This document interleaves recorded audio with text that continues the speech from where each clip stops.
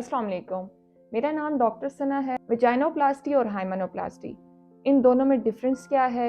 कौन सी ख़वातीन है जो इस प्रोसीजर को ऑप्ट करती हैं? हाइमेनोप्लास्टी का प्रोसीजर जो होता है वो अनमैरिड फीमेल जो कि शादी से पहले किसी रिलेशनशिप में होती हैं या जिनका रेप किया गया होता है या किसी भी ऐसी ट्रॉमा से गुजर जाती हैं जिसके बाद उनका जो फर्स्ट जो उनकी लेयर होती है जो जिसको हाइमन कहा जाता है, जो कि फर्स्ट टाइम क्लोज आने के बाद यूजुअली ब्रेक होती है, तो वो टाइमली ब्रेक होने से पहले ही ब्रेक हो जाती है, जिसके लिए एक प्रोसीजर जो है तो वो फिर किया जाता है जिसको हाइमेनोप्लास्टी कहा जाता है।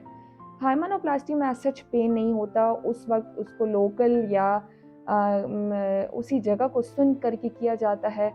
इसमें पेन नहीं होता। नॉर्मली पेशेंट प्रोसीजर के फ़ौरन बाद घर जा सकती हैं और जब भी फिर शादी के बाद वो अपना रिलेशनशिप बनाती हैं तो उसमें उनको फिर ब्लीडिंग भी होती है।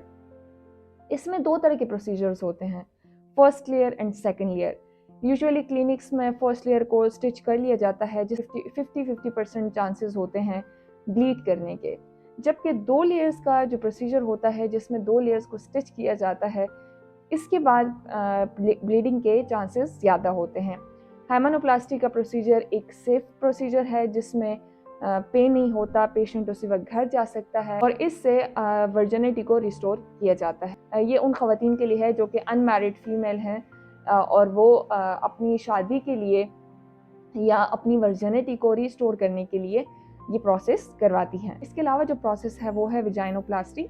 वेजाइनोप्लास्टी का जो प्रोसेस है वो उन ख़वातीन के लिए किया जाता है जो कि काफ़ी डिलीवरीज के बाद उनकी वेजाइना लूज़ रह जाती है, वेजाइनल वॉल की इलास्टिसिटी वैसे नहीं रहती, उसको टाइटनिंग के लिए वेजाइनोप्लास्टी करवाई जाती है। एक होता है मेडिकल प्रोसीजर जिसमें प्रोब के ज़रिए वेजाइनल टाइटनिंग की जाती है। एक प्रोब रखा जाता है वेजाइना में जिससे वेजाइनल टाइटनिंग होती है, और एक सर्जिकल प्रोसीजर होता है, एक थ्रू सर्जिकल प्रोसीजर, उसमें कुछ स्टिचेस लिए जाते हैं जिससे वेजाइनल टाइटनिंग हो जाती है।